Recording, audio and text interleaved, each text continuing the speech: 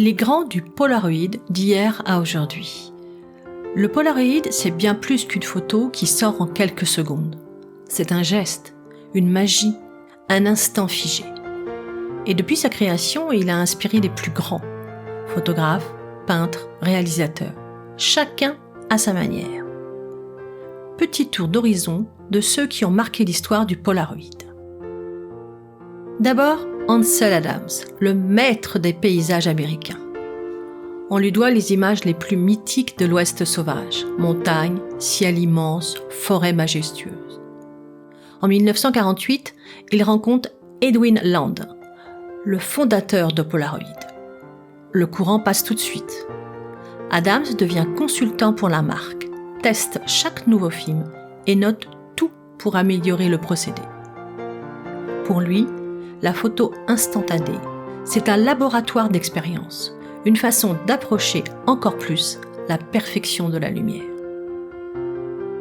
Puis, changement d'univers, Andy Warhol.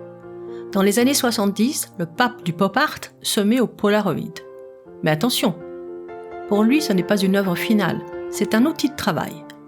Il s'en sert pour préparer ses célèbres portraits. Et pourtant, ironie du sort, ces clichés, faits sur le vif, sont aujourd'hui des pièces uniques et précieuses.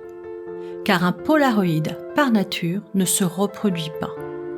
Il est unique, exactement ce que Warhol aimait remettre en question. Autre regard, autre méthode. David Hockney.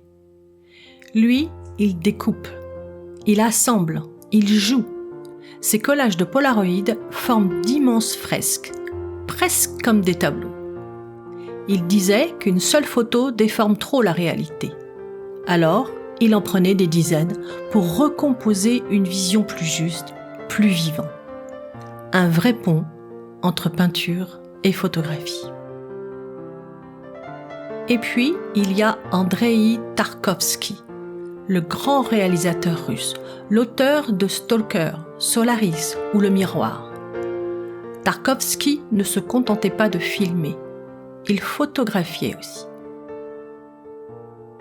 Séduit par la douceur et les couleurs du Polaroid, il en faisait de véritables visions. Ses photos, comme ses films, respirent la lumière, la mélancolie, le rêve. Chaque image semble hors du temps, comme suspendue. Sans oublier Robbie Muller, chef opérateur de légende.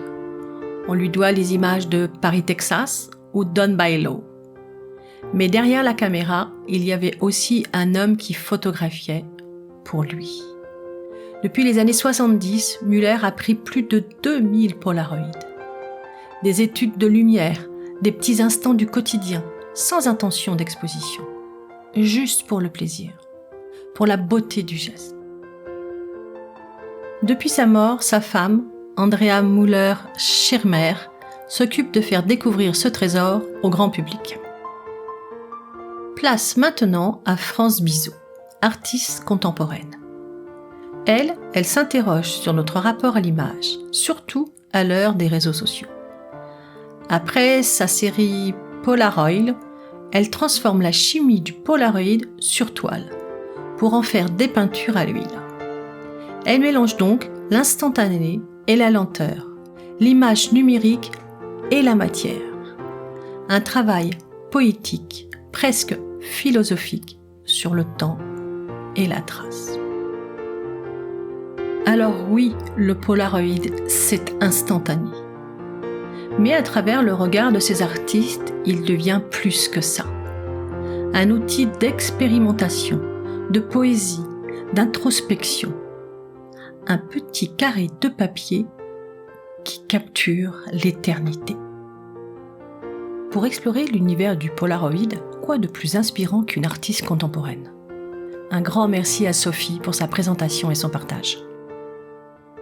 Je m'appelle Sophie Lousteau et je suis auteure-photographe. Je réalise depuis quelques années un chemin imaginaire au Polaroid, au fil de mes humeurs, de mes rencontres et de mes rêves.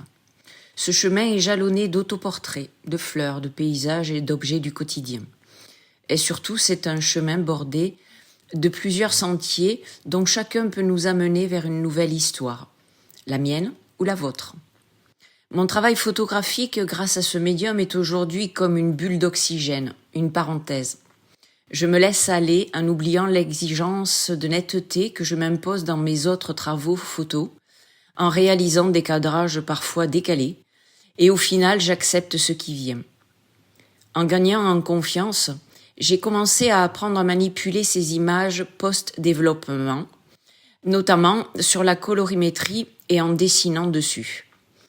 En revanche, je suis rarement dans la spontanéité côté mise en scène. Même si je n'obtiens pas toujours exactement ce que j'avais en tête, encore une fois, j'accueille cet inconnu et c'est tout le charme, je crois, du Polaroid. Je vous invite donc à vivre vos rêves en vous appuyant sur ces images obtenues par une exposition de courte durée, un peu comme un rêve fugace qui s'estompe avec le temps, mais dont ces clichés sont la preuve qu'ils ont un jour existé. Mais alors, le Polaroid, c'est quoi ? Le Polaroid, ce n'est pas qu'une photo. C'est une expérience, un instant suspendu entre le geste et l'émotion. Sous vos doigts, l'image naît lentement. Elle se révèle imparfaite, unique, imprévisible. Et c'est là toute sa beauté.